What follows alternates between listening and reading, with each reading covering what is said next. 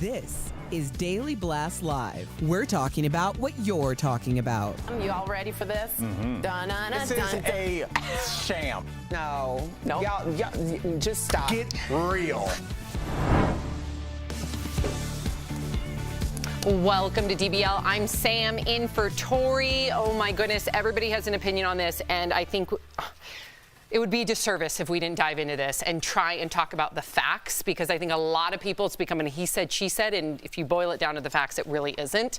So let's get into this. There is a lot of turmoil in Tennessee, as you may have heard. So the Republican-led House voted to expel 2 Democratic lawmakers. So it was all over this student-led peaceful protest last week demanding gun control legislation shortly after that school shooting in Nashville that left 6 dead.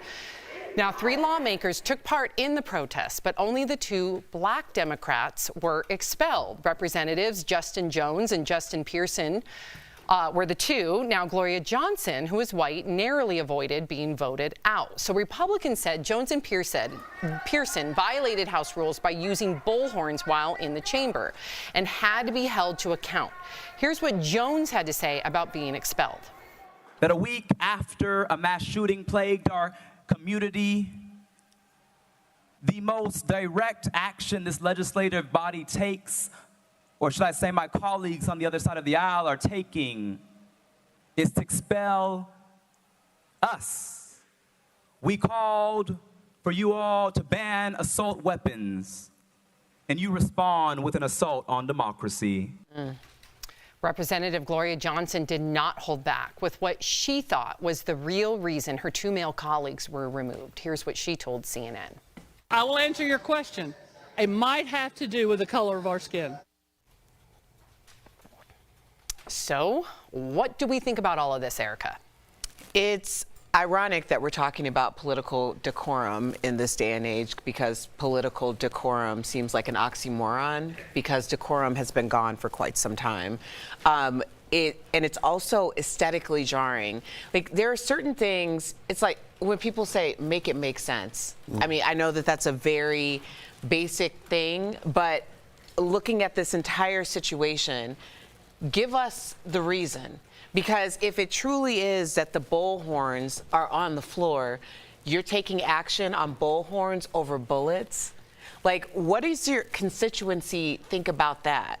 They're marching with the children who are being affected on a daily basis. Think about how much PTSD and trauma children who haven't been in direct proximity, which are probably a smaller percentage than people who have been in direct proximity to gun violence in school.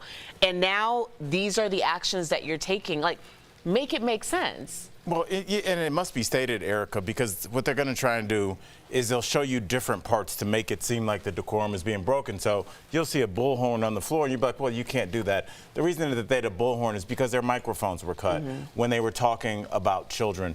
You know, we have covered in 6 seasons, Jeff. I don't know. Yeah, don't even And ask. Last week, we showed a person that has a lot of power in the Tennessee legislature say, I don't know what to tell you. My kid is homeschooled, so good luck, bro. That's what we got from him.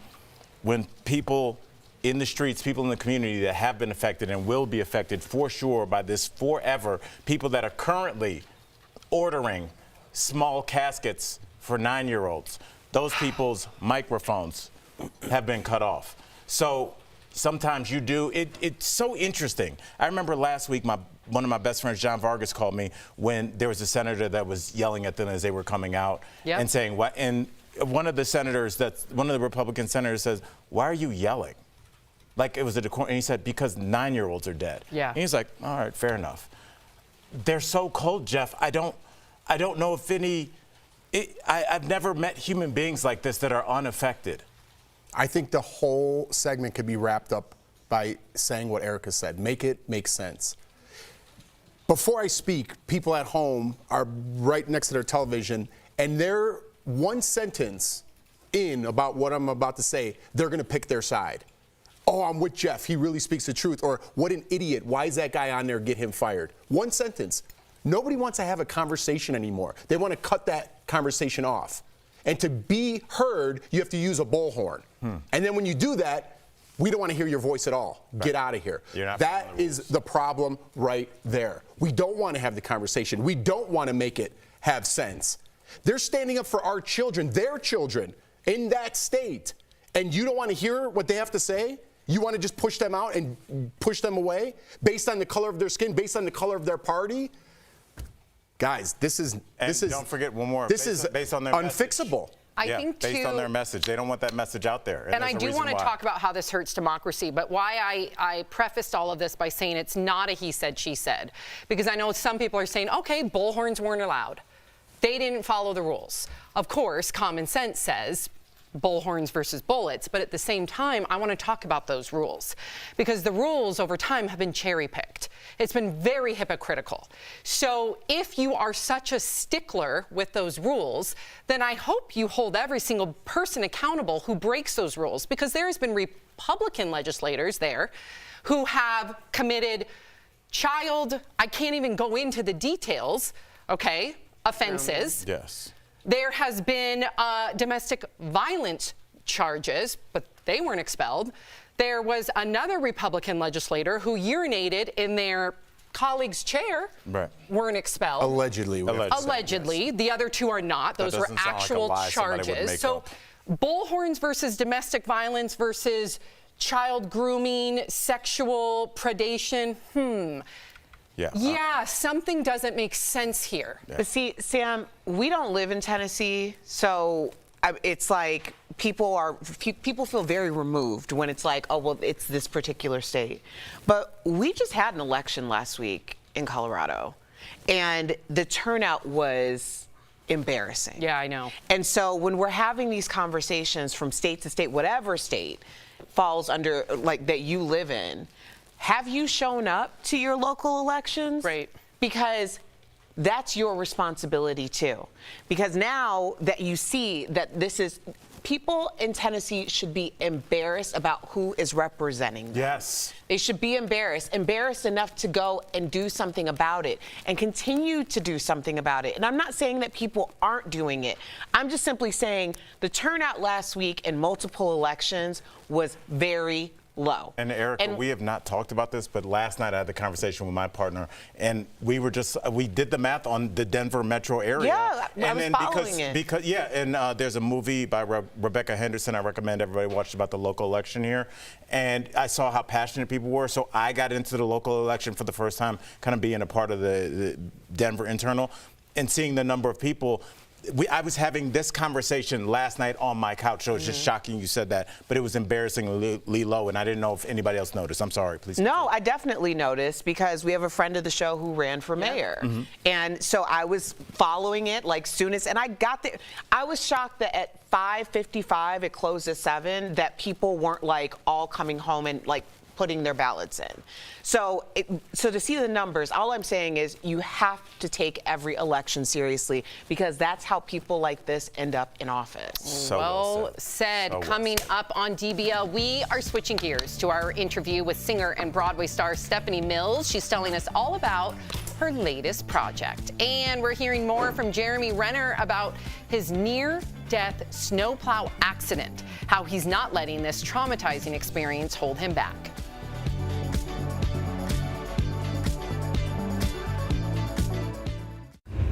DBL, this show is amazing. There's a lot going on down here. I would have been part of the Mile High Club. Yeah. So on point. But I'm gonna have a conversation about what's happening now.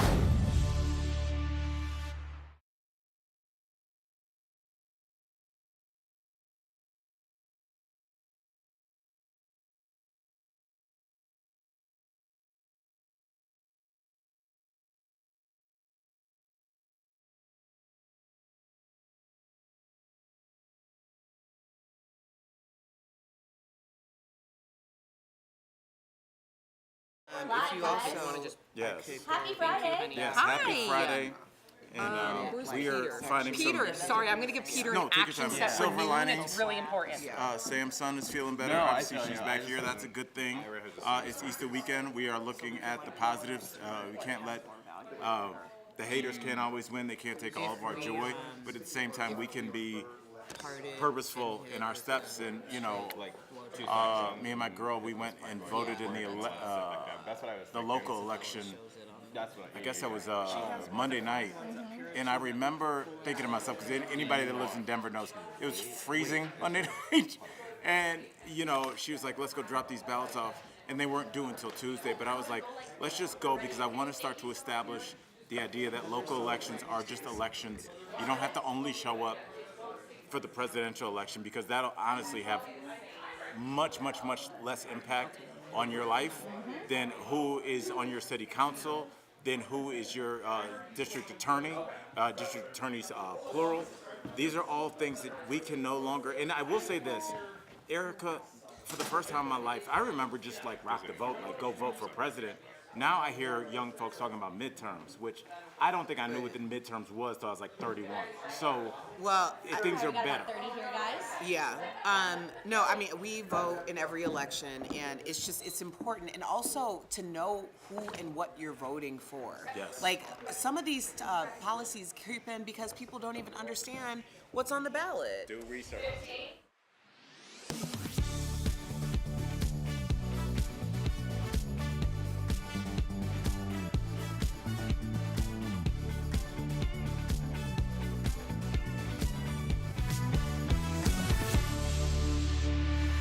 Welcome back. Jeremy Renner sat down with Diane Sawyer to talk about the horrific snowplow accident and his long road to recovery.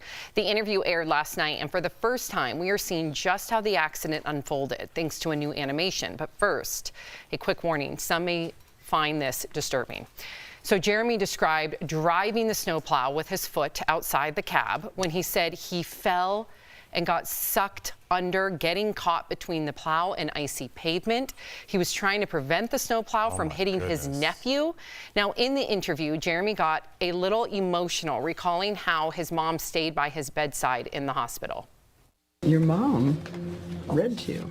Oh, Jesus. So she's reading Stephen King, some like horror thing. But she just wants to like read like she's reading Dr. Seuss to me, like,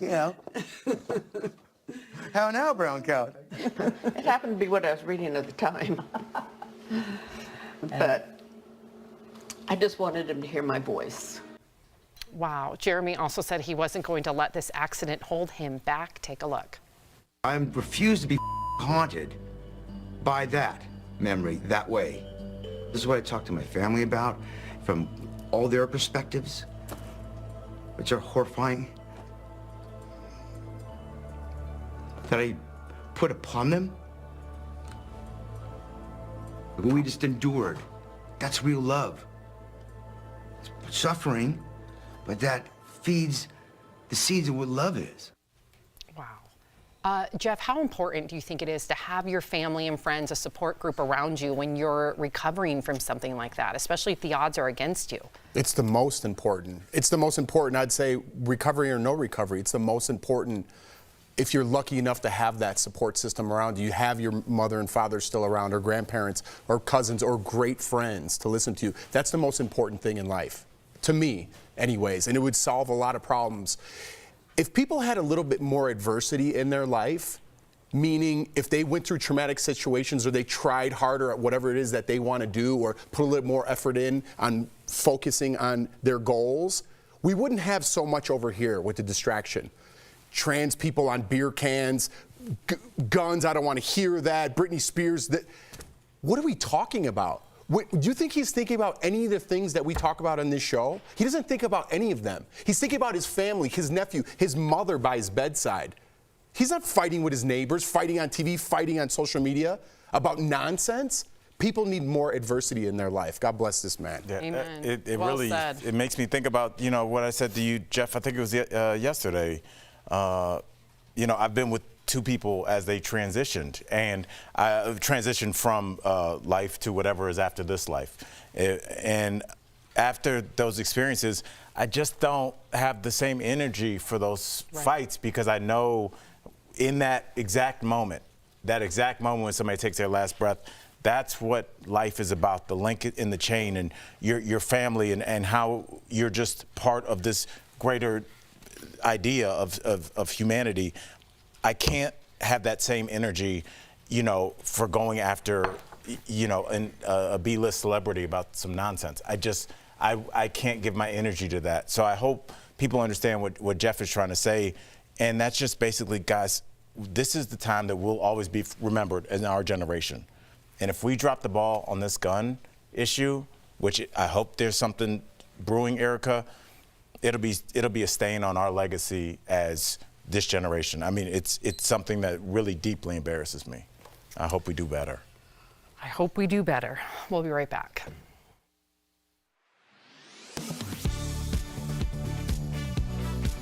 Former President Donald Trump pleaded not guilty to 34 felony charges in a New York court on Tuesday.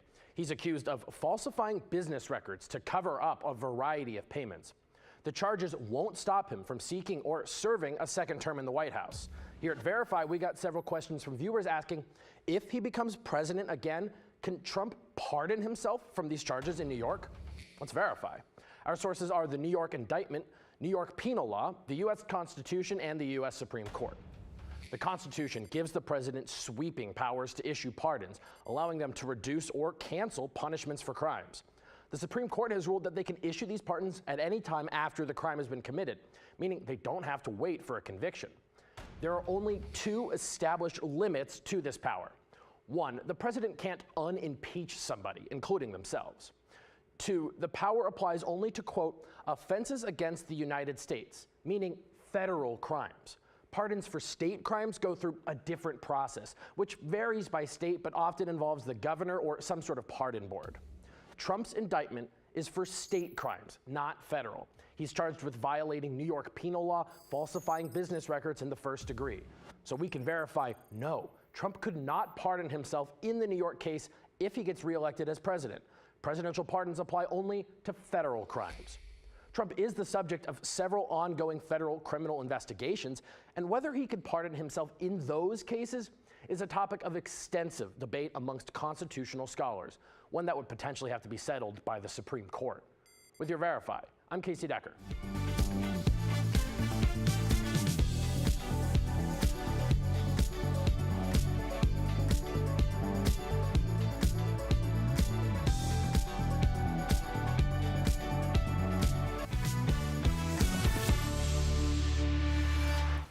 Welcome back. Long before a black woman was cast as the Little Mermaid, Stephanie Mills broke into the biz starring as Dorothy in The Wiz on Broadway. Now she's in a new movie called Pride, a 7 Deadly Sin story. Earlier, we chatted with her about it. Take a look. You're acting like I did this. Well, didn't you? Rob my sick grandmother? Isn't that what you did back in Houston? Rob people that you knew? Okay, well, that's not who I am now. And didn't they steal my mama's ring? Oh, great cover-up. But leopards don't change their spots. Ooh, please welcome to the show Grammy Award-winning artist Stephanie Mills. Yes. How are you? Doing Queen, better now. we are so great. Thank you so much. Where am I looking? Thank you. We're just for some circles being with over us here today. We're going to get to your movie, but first we have to talk about The Wiz. First of all, Home is my go-to karaoke song, honey. But you played, it's everything, you know, and you sung it obviously so iconically. You played Dorothy in the Tony Award-winning Broadway musical. How did Diana Ross end up playing her in the movie instead of you? Well, I think Diana Ross was a much bigger star. She was a much bigger star than I was at the time, and she wanted to be Dorothy. It's just as simple as that. Well, that's simple, and you both are iconic, so I mean, come on. But The Wiz is making a limited time return to Broadway in the spring of 2024. So are you excited to see the new adaptation for this generation? I am very, very, very excited, and I will be there sometime to see the show. I'm so excited because The Wiz is a wonderful show. We won 7 Tony Awards, so I'm excited. Yes. Obviously. I want to clap for that. That's so amazing. That's like it just comes out casually. So talented. Please, Jeff, I'm sorry. All right, well, I just want to jump in real quick to go back to Diana Ross. You've made headlines recently for saying that no one can compare to Diana, including Beyonce. So the Bayhive, they got upset about this. You still stand by that claim? Oh, I still stand by that claim. Diana is my generation. I didn't say or take anything away from Beyonce. Beyonce is this generation's Diana Ross, but Diana Ross is royalty to me. She's the epitome of class, and she was my generation. You got to remember, I'm 66 years old. I just had a birthday. So Diana Ross is my queen. That's a great answer. Does that suffice for you, Jeff? It does, because I would bow down and just say, no, Beyonce's better. Well, let's talk about your new movie, Pride, a 7 Deadly Sins story. Besides being a famous bakery owner and reality TV star, what is this movie really about? It's about the matriarch of the family. It's about, I play the part of Birdie. Nephew Tommy plays my son Gabe. Kia King plays my granddaughter, and a special guest appearance by Erica Campbell. But she's the matriarch of the family, and she did her business. She just concentrated on her business and didn't concentrate on loving her family the way they thought she should. So she had too much pride when her daughter passed away of cancer, and she's trying to make it up with her granddaughter. And we want to really say that pride is deadly in a family. It can destroy family and relationships. That's why I love this movie. It's such a cool concept. The movie is part of a series exploring each of the 7 deadly sins. So I have to ask you, Mrs. Mills, Queen, which of the 7 deadly sins do you think that you're most guilty of? Oh my God. Now name the 7. It's lust, it's gluttony, pride, gluttony. I'd probably say gluttony. No, you know why? Because I like sweets, but I don't overeat, but I love sweets. So if I had to pick one, it would probably be gluttony. I think you guys are in the same boat, Al. I believe that you deserve it. Full disclosure, I saw an interview with you 2.5 weeks ago when you were on Vlad TV. Well, that's when I watched it. And it just struck me how humble you were that she was going to Broadway. Our audience needs to know this. And she didn't think it was that big of a deal. She was like, oh, just a place where I can sing to more people. You are just such a humble person. Like, where does that come from? And do you think that's giving you the longevity that you've had in your career? I know it definitely comes from my mom and how she raised me.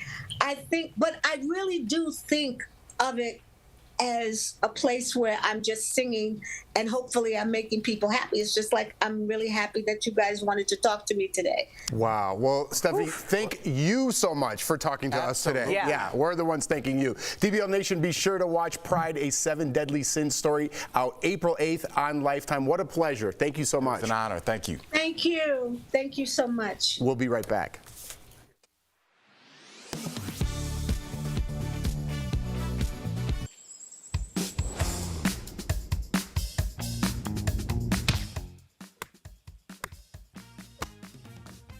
All right, so as you can see, Al and I, we're just naturals at golf, buddy. But are you ready for a little bit more trivia? Yeah, some of you guys might know in 1997, Tiger was the youngest to win it all at the age of 21. But do you know who the oldest was? Is it A, Gary Player, B, Jack Nicklaus, or C, Phil Mickelson?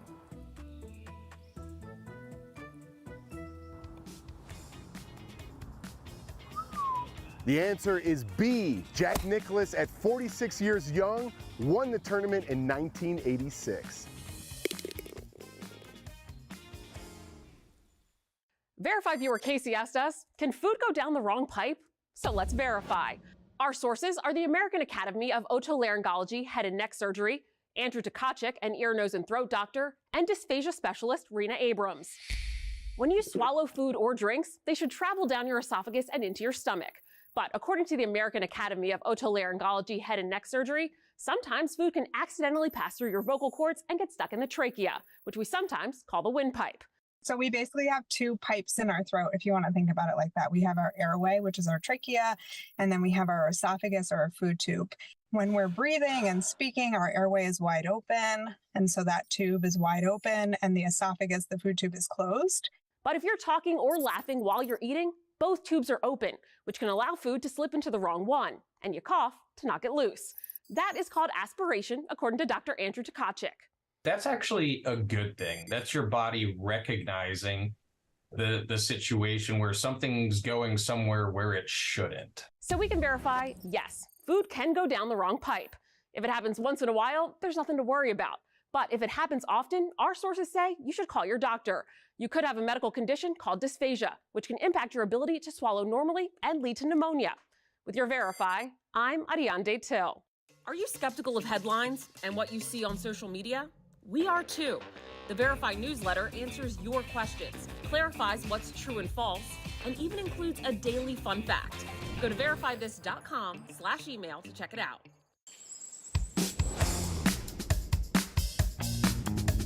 So now, having the lowest score is key to winning the Masters. So do yourself a favor and don't play like us.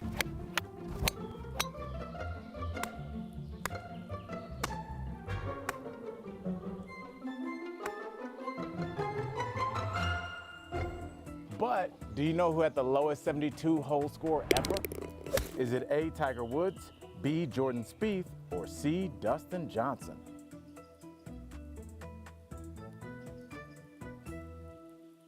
So I personally thought it was Tiger, but Dustin Johnson broke the record in 2020 with a score of 20 under par. Incredible. All right, everybody, I hope you had fun with our Masters trivia today. I know I did. Now it's time for me and Al to hit the 19th hole and grab some lunch.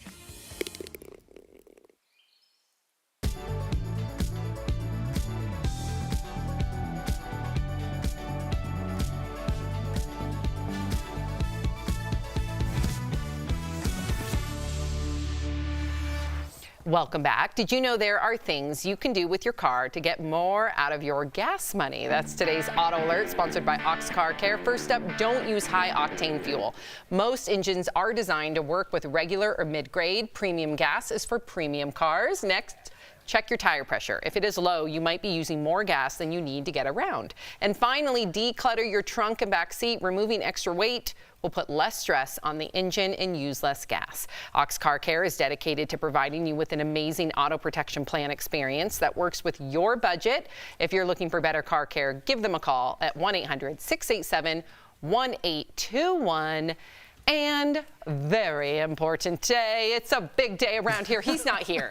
He's with his fam. But we got a big DBL birthday shout out to our executive producer, Chris Clark. We love you, Chris. Happy birthday. We hope you're enjoying your time off. I hope someone clips this and sends it to him. Yeah, I'm sure that'll happen. Hopefully he's watching right now. Yeah, right. Good point, good point. He's somewhere asleep in the bed. He works hard, gives us great notes during the show. Like, wouldn't know where we'd be without him. So shout out. Yeah, we appreciate you. We love you. And we hope everybody has a great, happy Easter weekend. Yes. Good Friday today. Yay. And we will see you all Monday. That's right. Do we keep talking?